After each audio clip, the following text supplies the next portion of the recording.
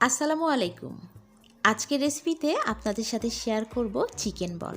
Chicken বল কিন্তু বাচ্চারা অনেক পছন্দ করে, আর এই রেসিপি ফলো করে আপনারা কিন্তু বাসাতেই অনেক পারফেক্টভাবে সফট আর স্পঞ্জি একটা চিকেন বল তৈরি করে নিতে পারেন। চিকেন বল তৈরি করার জন্য আমি এখানে মুরগির বুকের মাংস নিয়েছি 300 গ্রাম। মাংসগুলো আমি একটা ফুড প্রসেসরের মধ্যে নিয়ে নিলাম।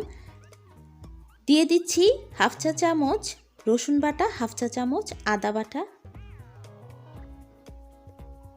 এখানে সবুজ কাঁচামরিচ 2টা আর লাল মরিচ 1টা দিলাম, সয়া সস 1 টেবিল চামচ, লবণ দিলাম 1 চা চামচ, হাফ চা চামচ গোলমরিচের গুঁড়া আর 3 টেবিল চামচ কর্নফ্লাওয়ার। আজকে আমি একেবারে ঘরে থাকা উপকরণ দিয়েই এই চিকেন বলগুলো তৈরি করব। এই চিকেনটাকে একদম এরকম মিহি করে নিতে হবে। এখন এই চিকেনগুলোকে বল করে নেওয়ার জন্য হাতের সঙ্গে তেল মাখিয়ে নিয়েছি আমি। তেল দিয়ে এটাকে হাতের তালুতে নিয়ে একটু গোল করলেই দেখবেন স্মুথ একটা বল হবে। বলগুলো আমি সব বানিয়ে নিয়েছি। এখানে আমি মোটামুটি একটু বড় সাইজের বল করলাম, আপনারা চাইলে সাইজটা এর চেয়ে ছোট করতে পারেন। এখন এটাকে আমি সিদ্ধ করে নিব। হাঁড়ির পানিটা যখন একদম বলক উঠে আসবে সেই মুহূর্তেই বলগুলো দিয়ে দিতে হবে। আগে থেকেই বলগুলো দিতে যাবেন না, এতে করে কিন্তু ভেঙে যাওয়ার চান্স থাকবে। তাই যখনই দেখবেন যে পানিটা একদম বলক উঠে এসেছে সেই মুহূর্তেই চিকেন বলগুলো দিয়ে দিতে হবে। আর 5-6 মিনিটের মাথায় দেখতে পাবেন যে বলগুলো ভেসে উঠেছে। যখনই ভেসে উঠবে বুঝতে পারবেন চিকেন বলগুলো সম্পূর্ণ সিদ্ধ হয়ে গেছে।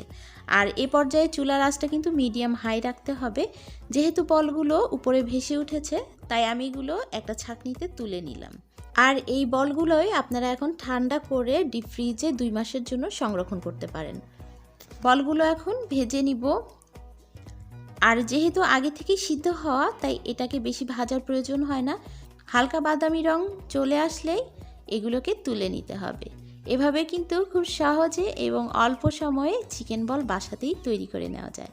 আজকের রেসিপিটা নিশ্চয়ই আপনাদের ভালো লেগেছে। যদি ভালো লেগে থাকে অবশ্যই একটা লাইক দিবেন। রেসিপিটা ফ্রেন্ডস এবং ফ্যামিলির সঙ্গে শেয়ার করবেন।